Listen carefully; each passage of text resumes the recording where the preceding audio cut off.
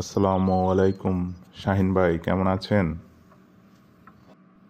ওয়ালাইকুম সালাম। আলহামদুলিল্লাহ ভালো আছি। তুমি কেমন আছো জব্বার? আলহামদুলিল্লাহ ভালো আছি ভাই। কবে আসছেন ঢাকা থেকে? গতকালকে আসছি। তোমার ছেলেমেয়েরা কেমন আছে? তারা কি পড়ালেখা ঠিকমতো করতেছে? মোটামুটি ভালো আছে, তবে পড়ালেখা যে কি করতেছে বুঝতেছি না। এটা কি বলো জব্বার? তোমারই তো ছেলে মেয়েদের লেখাপড়ার ব্যাপারে খেয়াল রাখতে হবে বেশি বেশি। তা তো কিছুটা রাখি খেয়াল। আমি তো বেশিরভাগ সময় চাষবাস নিয়ে ব্যস্ত থাকি। জব্বার, তোমার ছেলে মেয়েদের পড়ালেখার ব্যাপারে তোমাকেই সবসময় খোঁজখবর রাখতে হবে। তারা পরীক্ষায় রেজাল্ট কেমন করে? খুব একটা ভালো না, কোনো রকম। কেন, আলাদা প্রাইভেট পড়াও না জটিল সাবজেক্টগুলো? বিশেষ করে গণিত, ইংরেজি, বিজ্ঞান এই বিষয়গুলো? হ্যাঁ পড়াই তো।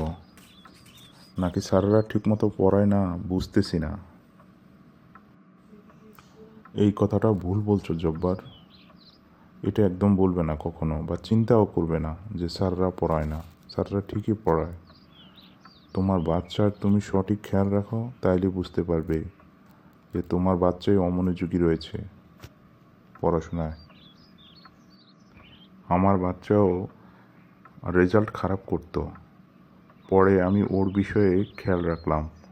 পরে দেখলাম আমার বাচ্চাই প্রচুর অনিয়ম করতেছে। তো ওর যে অনিয়মগুলো রয়েছে সেই বিষয়গুলোতে আমি খুব গুরুত্ব দিলাম। তারপরে আমার বাচ্চা এখন খুব ভালো রেজাল্ট করতেছে আর পড়াশোনায় বেশ মনোযোগী। অবশ্যই আমাদের গার্ডিয়ান হিসাবে বাচ্চাদের বিভিন্ন বিষয়গুলোতে গুরুত্ব দিতে হবে। তাহলে মনে হয় ওরা পড়াশোনায় মনোযোগী হবে। জব্বার, তোমাকে আমি কিছু বিষয় বলবো, তুমি একটু গুরুত্ব সহকারে শোনো। আর তুমি চেষ্টা করে দেখো তোমার বাচ্চারা অবশ্যই পড়াশোনায় মনোযোগী হবে এবং রেজাল্ট ভালো করবে।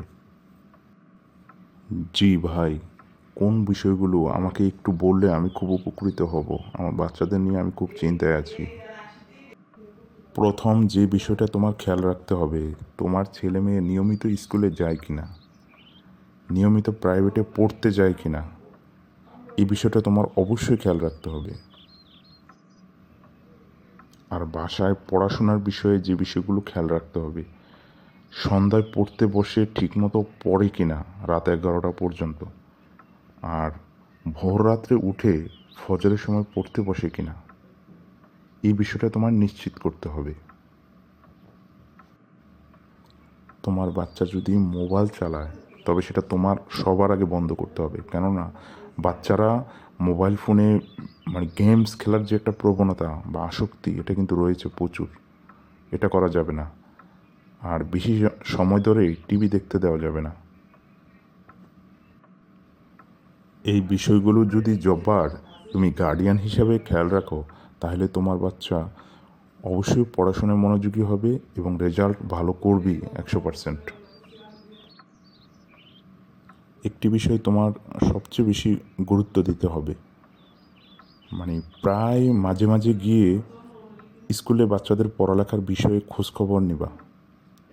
তুমি তো সব জানো আমার বাচ্চাদের বিষয়ে, তবে তারা ভালো রেজাল্ট করে কিভাবে, আমি তাদের পড়ালেখার বিষয়ে খুব সচেতন।